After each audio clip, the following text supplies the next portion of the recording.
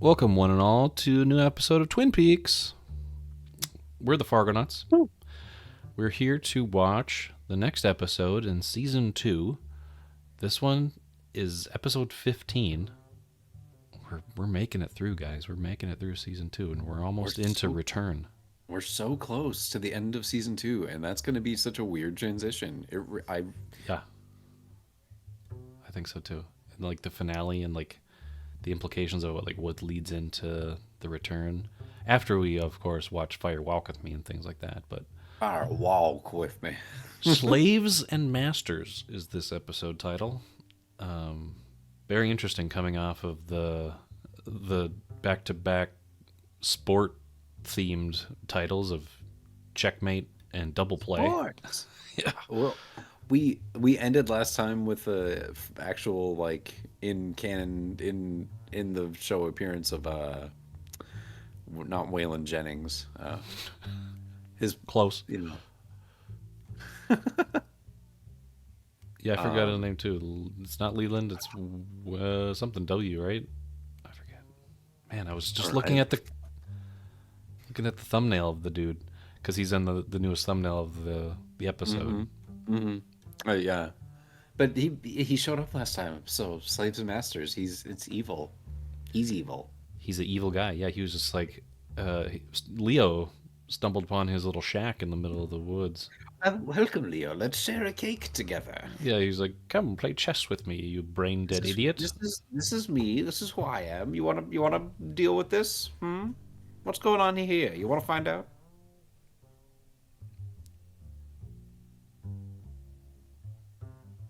So yeah, we'll get into this next episode. I'm interested because then we get to know more about our villainy and what he has in store for Leo, I guess, because that was the last thing that we kind of saw. So yeah, going into this, I'm kind of excited to see the next beats, what the next beats are going to be, you know. So going into this, I'm gonna have a fresh set of eyes, and we've had sort of a hiatus on watching this as a group because we did like a few other collage things based around Twin Peaks and just random stuff. So it's good to get back into it after a little brief break. So let's do it, boys.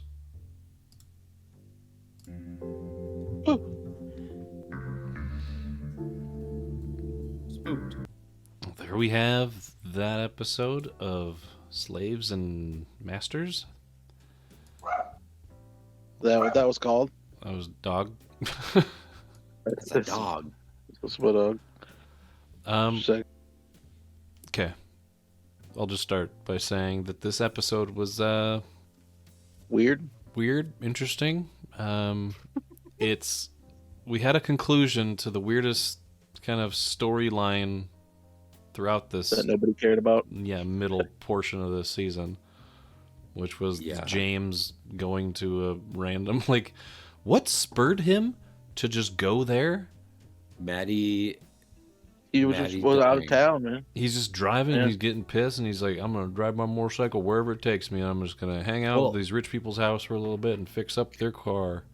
I think it was the death of Maddie because he that whole thing happened, and during that time he and Donna were distanced because there was kind of like a love triangle going on there, and then he was just being extra pouty and was just like, I'm gonna leave, I'm gonna go be pouty somewhere else, And he finds a bunch of other pouty people. Right. Yeah, because then he ends up at like a bar or something, and that's where just she like a bar roadside meets this chick. Yeah. I'm glad that storyline is done. What do you guys feel? I don't. Yep. Yeah, I completely agree, but I also I hate wish James would have died. You wish he would have gotten shot. A tight grouping of 5 shots to the chest. Yep. I was like, God, I wish that would have happened. Oh, you got me on the floor. Oh. I hate to say it, but until Donna and James are safely and securely back in Twin Peaks, I'm not gonna feel like this is over. I'm not gonna feel like the nightmare's over. Right, that's fair. You could still have some kind of misadventures on the way back. That's true. It's not over till I was it's saying, over. I was saying when we were watching this too, there were just like everything felt like everything was just kind of weird, but not in like a David Lynch weird way, just in like a kooky weird kind of way. Yeah. Like there's the intro with the zoom in on the whatever on her and out and the weird framing and everything, and that was kind of weird. And yeah, the Big Ed and All the chess pieces and shit here. what's her nuts scene in the bed with Nadine, and that was just weird. Like it was like We'll get to that because I've noted I picked up on a few things too stylistically. the fucking they're shooting this through the stair frame, if you can tell. Yeah. There's the 3 cops here. That was weird. The fucking 5 male dudes at the bar was weird. Just a bunch of weird things. Yeah, really. It's for the sake of being almost every weird. scene had something weird. Yeah, just for the sake of it. It's like, oh, David's not here. How do we make this weird? This is what happens in the town of and on the show of Twin Peaks. They're just weird things over and over and over. Just weird stuff. So let's make it weird. And these guys just leave in unison. Yep, all of a sudden out of nowhere. There's another one. Remember I brought up. There's a bunch of. Look like they're about to go sing Motown. And then this guy's like always peeking up on people. He's like, "You okay?" He's like hovering. Like, you need anything? So Hayward? Are you sure? Are you sure? I kept talking about how people just end up way too close behind somebody multiple times in this episode. First one was those 3 fucking cops right there. Next one is this one. This guy, the weird waiter guy, is gonna be way too close behind her again. Like touching somebody's elbow kind of thing. Hey. Way too close. What the shit? He's like closer to her than James is. There's the part like way towards the end where we're getting the weird alternate history situation. With the table's way too big in this scene, like for some reason. It looks so tiny and they're way too low. Chairs are really low seating as well. Like it's a mixture of 2 things. In that Civil War reenactment thing at the end, Bobby gets right up behind fucking Audrey to sniff her too. Like just a bunch of people getting way too close behind somebody. I'm sure Wyndham creepy Earl's guy does it. All over Leo. Wyndham Earl, yeah, Leo. That was the best this part. Was weird. Nadine popping through. When she, oh, God damn it. When she leaves and she's telling them she's okay with it and stuff, does she twist around the head on her fucking? The trophy. Yeah. She's like, I'm totally cool with it. Point during the conversation, she like does that. Yeah, she's like, I'm cool with it. Multiple times, weird. The leaves blowing in the wind there. Yeah, all the shit with Homeboy there was weird, too. You got our little drummer boys. Yeah, it's like, it's hard to say a lot about the plot of this episode because they're trying to break Ben free from his weird episode. I mean, there's conclusions, I would say, throughout this episode. Like, yeah, we finally break Ben out of the stuff. We finally kill off get done with the chauffeur. James bullshit. Yeah. Yep. Like again, all that stuff. They're clearing house for the final swing of, because this was episode 15. Look at this. The laugh. It was such a great time. This was my favorite scene. But then like, oh yeah, and then after this you have what's her nuts and Shelly like polishing the fucking big ice cream cone. That's right in the direct middle of the frame. That like all of this is just like, yeah, right here. Like David did things weird, so we have to make things weird. This is how Twin Peaks, right? Like in every scene, it's really weird. Shelly, grab a rag. We gotta wipe this up. I know your arm's broken, but help me clean the big cone, damn it. With generic fucking sound effects. Good. Yeah, they're definitely like clearing house for like new narrative hooks to start coming in, because Annie is too close again. And then the Miss Twin Peaks pageant. Yeah. And a resurgence of what am I thinking of? Also the whole Audrey like subplot where she's being like an activist or something. Okay. There's a bunch of stuff that's gonna start going down. So I think there's going down. This is another scene that didn't constitute this technical movements of this camera. This camera, I noticed, like, for some reason they kept this lamp right in the middle of this camera. The lamp is very specifically placed for framing. For the tracking. Like, watch how this camera tracks around. So the camera goes around this track, stops, goes right back. Mm-hmm. Keeps doing that throughout. It's like, okay, now Josie comes in. Yep, and let's keep going. Here comes the lamp. Oh, yeah, almost. There's the lamp. Keep like entering and exiting as well.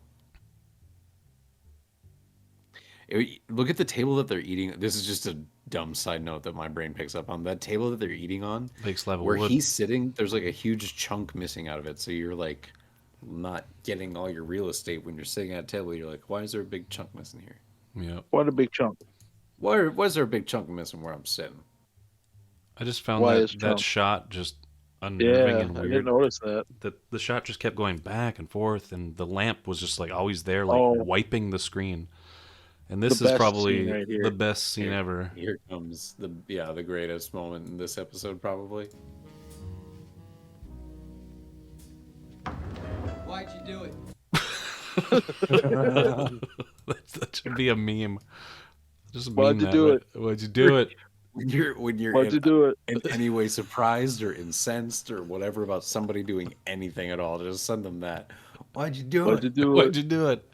It's like when you put the you made it rain for my eyes. The colors with the whites in the wash. Like, why'd you do it? You have to include a couple of seconds of silence just before he comes in, just like we saw here, like just a cup, like a just a little bit of silence before, and then he just busts in. The emphasis. Why'd you do it? So you need the full effect of him swinging that door open. Getting way too close. Oh, that was like his Patton moment.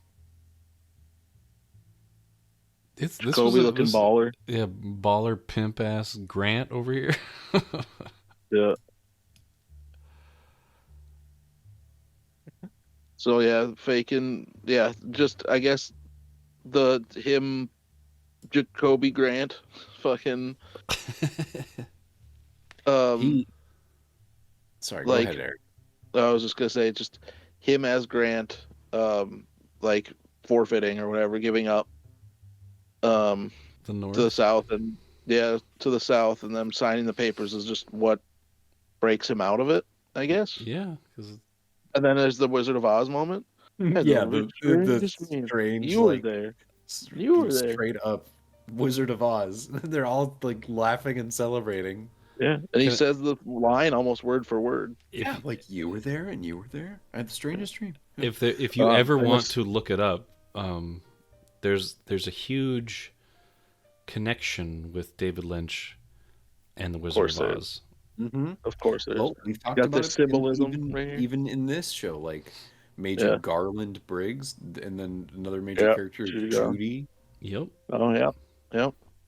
He has an obsession with that, and and it goes deep into like not just the story line of the Wizard of Oz, but the characters or the actors that played the characters and things like that. Right. He has. I think he just. I don't know. At a young age, probably saw that movie, and he's like, "Oh my gosh, this like." Is that like his thing that made him fall in love with movies type situation? Can you go back just a tiny bit to the previous scene? Because you were talking about, Eric, what happened here? Like, him, the like concession thing happening here. It seems like Ben was like having an episode where he had to like, because he had gone through so much like. He was on such a fucking big losing streak. He like had a mental breakdown. Like, the only way I can come out of this is by getting a win that would never happen, and then my big victory is winning the Civil War for the South. It's such a weird thing. Yeah, generally aggressive, dude. But I would take full like.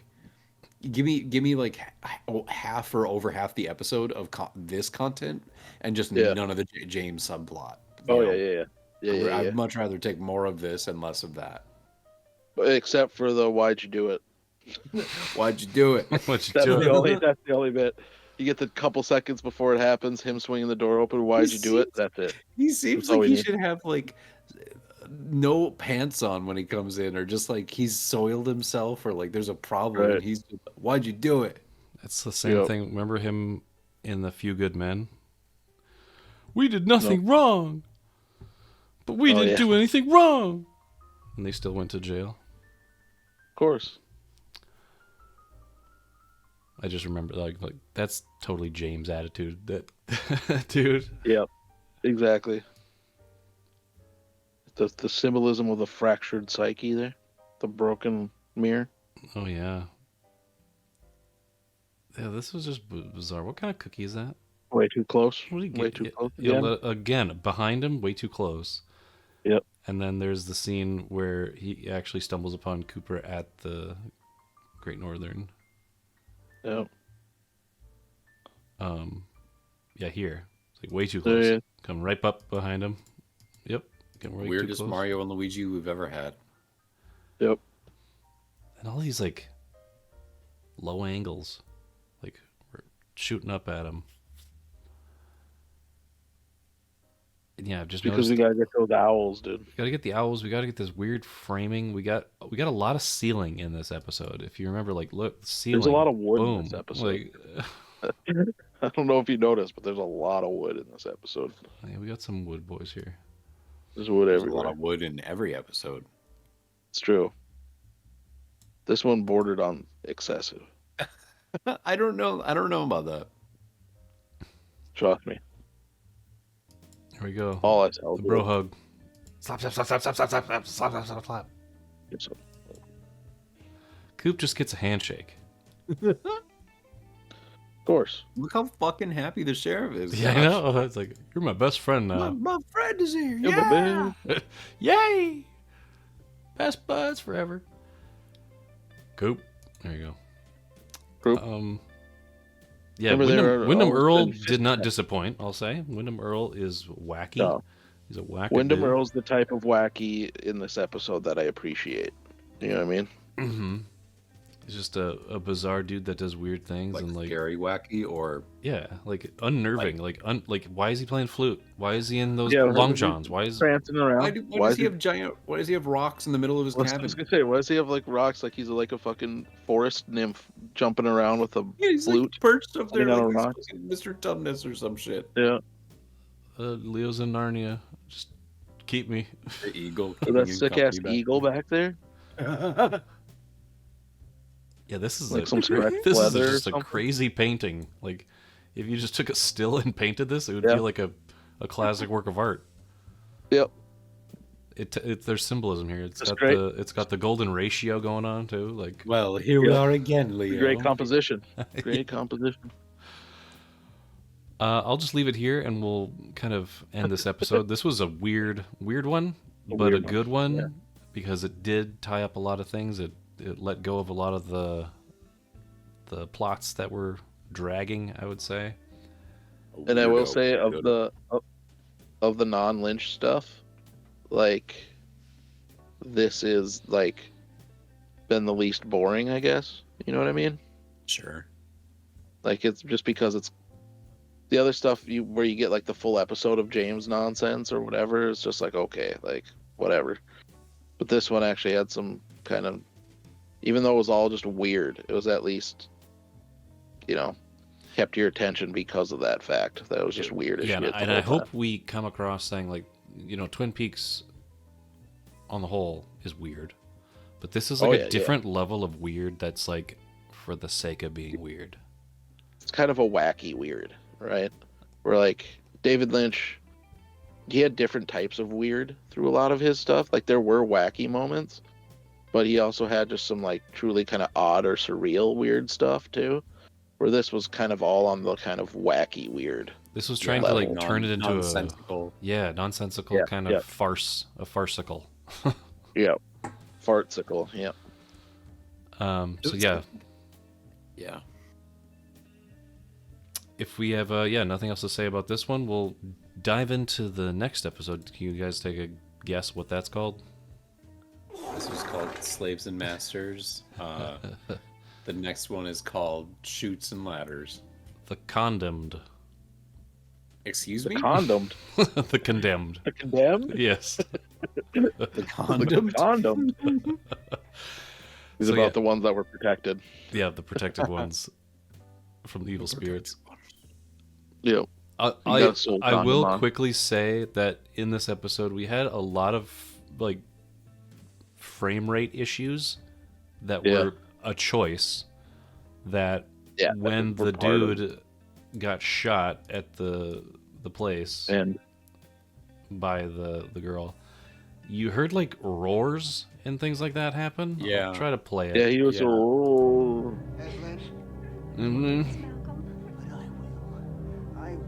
Here's the frame rate dips.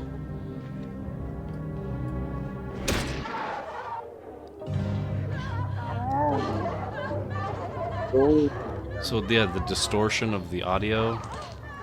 To me, that was just like maybe they didn't set that up or anything, but I can kind of maybe I can speculate it. I can speculate that maybe there's other entities making him do that, like other possessions, like Leland, other possessions, like Mike.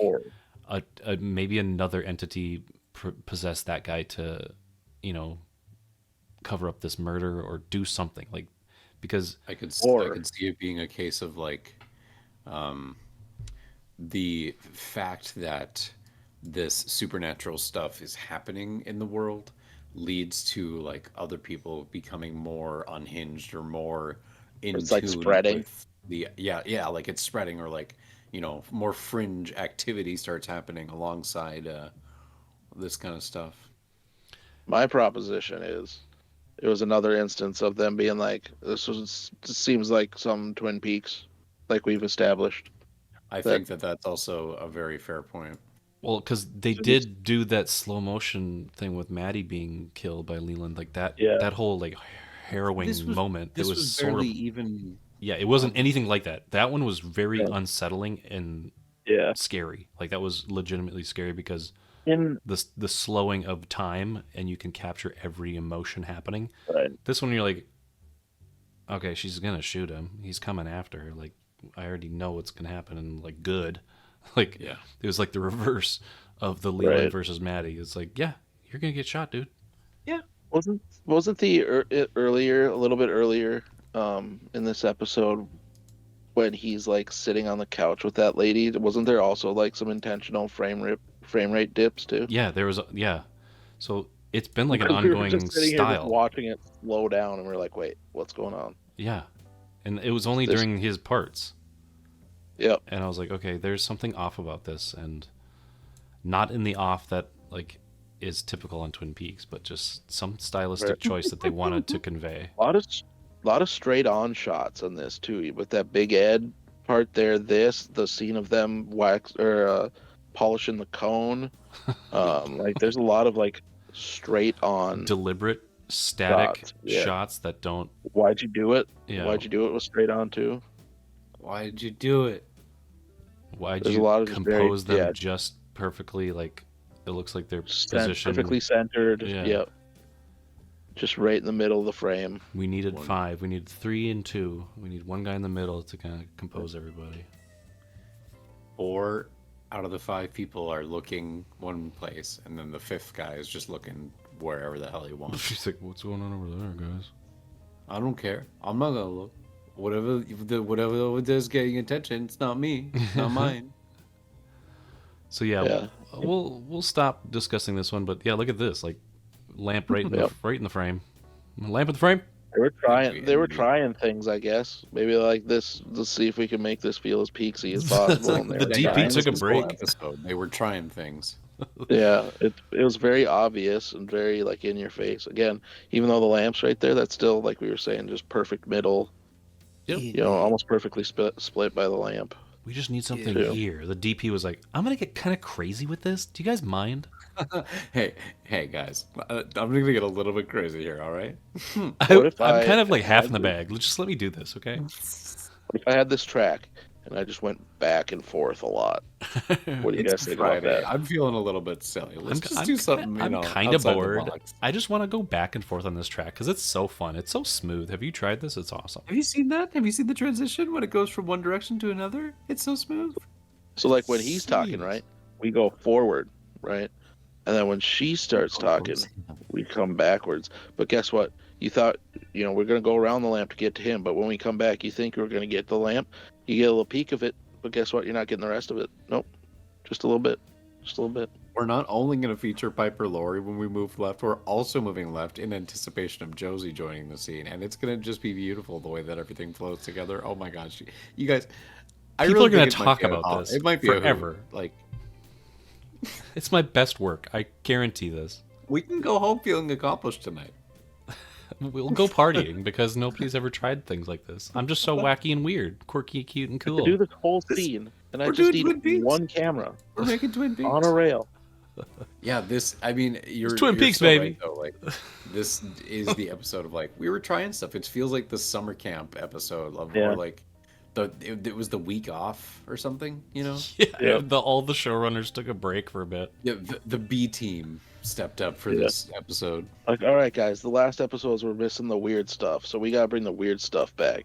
And they're like, how did David do it? And they're just like, I don't fucking know, dude. Transcendental meditation? Wacky, we don't got time for that. I was just transforming into a werewolf. That'd be an idea. That's a choice.